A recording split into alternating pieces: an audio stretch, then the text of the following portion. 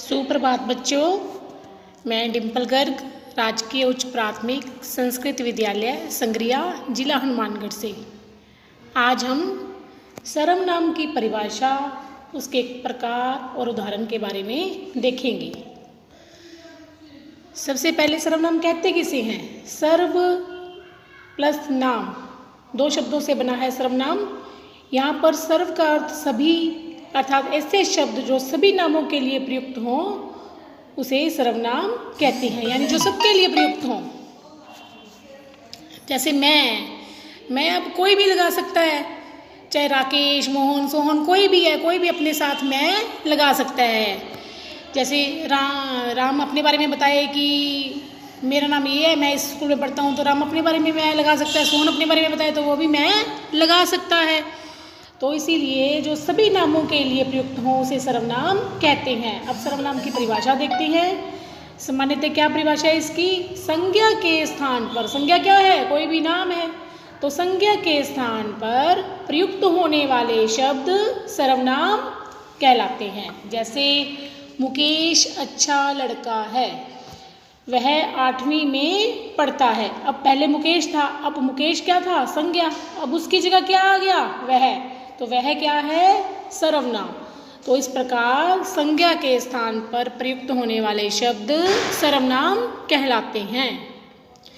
अब आगे है सर्वनाम के भेद। सर्वनाम के 6 भेद होते हैं। कितने भेद होते हैं? 6 भेद। पहला है पुरुषवाचक सर्वनाम, निश्चयवाचक सर्वनाम, अनिश्चयवाचक सर्वनाम, संबंधवाचक सर्वनाम, प्रश्नवाचक सर्वनाम और निजवाचक सर्वनाम। ये सर्वनाम के 6 भेद हैं। अब सबसे पहले देखते हैं पुरुषवाचक सर्वनाम। पुरुषवाचक सर्वनाम जो सर्वनाम बोलने वाले, सुनने वाले तथा किसी अन्य के लिए प्रयुक्त होता है उसे पुरुषवाचक सर्वनाम कहते हैं। दूसरे शब्दों में जिन सर्वनाम का प्रयोग वक्ता, श्रोता तथा अन्य के लिए किया जाए वह पुरुषवाचक सर्वनाम कहलाता है। जैसे मैं, तू, वह। मैं खुद के लिए, तू सुनने वाले के लिए, वह अन्य के लिए। अब ये पुरुषवाचक सर्वनाम भी 3 प्रकार के होते हैं। कितने प्रकार के? 3 प्रकार के। देखते हैं। सबसे पहले है उत्तम पुरुषवाचक सर्वनाम। उत्तम पुरुषवाचक सर्वनाम किसे कहते हैं? देखिए, संवाद के समय यानी बातचीत के समय बोलने वाला, वक्ता कौन होता है? बोलने वाला जिन शब्दों का प्रयोग अपने स्वयं के लिए यानी अपने खुद के लिए करता है उन्हें उत्तम पुरुष कहते हैं। जैसे एक वचन में मैं, मेरा, मेरी, मेरे, मुझे, मुझसे, मैंने, और बहुवचन में हम, हमारा, हमारी, हमारे, हमें, हमसे, हमने। तो ये क्या है? उत्तम पुरुषवाचक सर्वनाम के उदाहरण।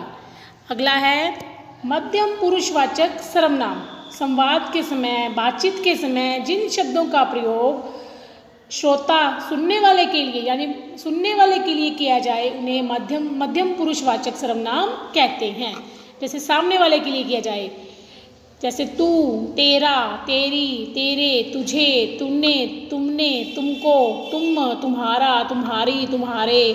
आदर सूचक आप, आपका, आपकी, आपके, आपसे, ये सब क्या है? मध्यम पुरुषवाचक सर्वनाम के उदाहरण। अगला है अन्य पुरुषवाचक सर्वनाम। अब अन्य पुरुषवाचक यानी किसी अन्य के लिए, जैसा कि इसके नाम से ही पता चल रहा है, बातचीत के समय, संवाद के समय जिसके बारे में बातचीत की जा रही है। दूसरे शब्दों में जिस सर्वनाम शब्दों के प्रयोग से वक्ता और श्रोता का संबंध ना होकर किसी अन्य का संबोधन प्रतीत हो वहाँ अन्य पुरुषवाचक सर्वनाम कहते हैं या अन्य पुरुषवाचक सर्वनाम है। जैसे यह, इसका, इसकी, इसके, इसे, इसमें। दूर हो तो वह, उसका, उसकी, उसके, उसने। बहुवचन निकट में ये, इनका, इनकी, इनके, इन्हें, इनसे। दूर में वे, उनका, उनकी, उनके। तो ये सब क्या है? अन्य के लिए बात हो रही है तो अन्य पुरुषवाचक सर्वनाम है। अगला है ये तो थे पुरुषवाचक सर्वनाम के भेद। अगला है दूसरा भेद है सर्वनाम का निश्चयवाचक सर्वनाम। जो सर्वनाम निकट या दूर की किसी वस्तु की ओर, निश्चित वस्तु की ओर संकेत करे, यानी कि जो निश्चित ही हो उसे निश्चयवाचक सर्वनाम कहते हैं। जैसे यह, वह, ये और वे। यह पतंग है, पता है कि ये पतंग है तो यह पतंग ही है ना। वह रो रहा है, अब ये निश्चित है कि वो रो रहा है, सामने दिख रहा है तो वह रो रहा है। ये बिल्ली है, वे घूमने गए हैं। जिस चीज़ के बारे में निश्चितता हो उसे निश्चयवाचक सर्वनाम कहते हैं। अगला है अनिश्चयवाचक सर्वनाम।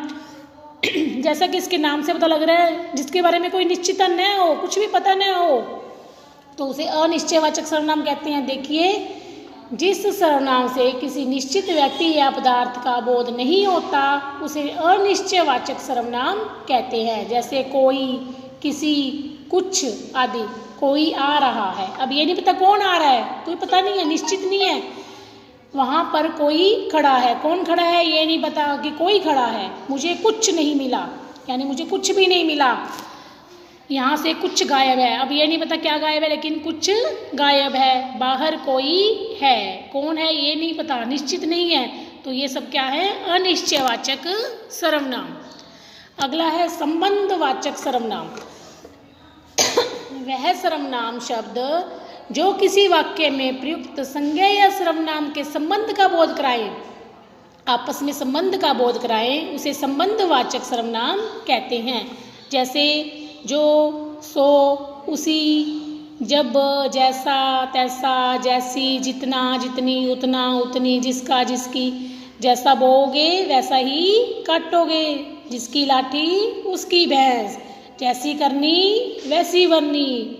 वह कौन है जो चिल्ला रहा है, यानी दो आपसी वाक्यों को जोड़ा गया है इसमें भी, तो इसमें क्या है? संबंधवाचक सर्वनाम। अगला है प्रश्नवाचक सर्वनाम। जैसा कि इसके नाम से पता चल रहा है कि जिसमें प्रश्न पूछा जाए। वाक्य में प्रयुक्त वह शब्द जिससे किसी व्यक्ति, वस्तु, स्थान के विषय में प्रश्न किया जाए, वहाँ प्रश्नवाचक सर्वनाम होता है। दूसरे शब्दों में कहें तो जिस सर्वनाम से प्रश्न पूछे जाने का बोध हो वहाँ पर प्रश्नवाचक सर्वनाम होता है। जैसे कब, कैसे, क्या, कौन, कहाँ आदि। जैसे इसकी उदाहरण देखिए, अब तुम कहाँ जा रहे हो, यह काम कैसे करना है, तुम कल स्कूल क्यों नहीं आए, तुम्हें इतने रुपए क्यों चाहिए, राम कहाँ रहता है। तो इसमें प्रश्न पूछे जा रहे हैं, किसके बारे में? संज्ञा के बारे में, किसी चीज़ के बारे में। तो यहाँ पर क्या आएगा? प्रश्नवाचक सर्वनाम। अगला है निजवाचक सर्वनाम। निज यानी अपने बारे में। जिन शब्दों का प्रयोग वक्ता स्वयं के लिए करता है वे निजवाचक सर्वनाम कहलाते हैं। दूसरे शब्दों में जो सर्वनाम तीनों पुरुषों, उत्तम, मध्यम और अन्य में निजत्व का बोध कराता है उसे निजवाचक सर्वनाम कहते हैं। जैसे आप, अपना, अपनी, अपने, स्वयं, स्वतः। मैं अपना काम खुद से ही कर लूँगा। मेरी पत्नी अपना काम स्वतः करने में सक्षम है। मैं कल अपने माता पिता के साथ आऊँगा, तो अपने बारे में ही बताए तो उसे निजवाचक सर्वनाम कहते हैं। तो ये सभी सर्वनाम के भेद हो गए। आशा करती हूँ कि आपको समझ में आए होंगे। धन्यवाद।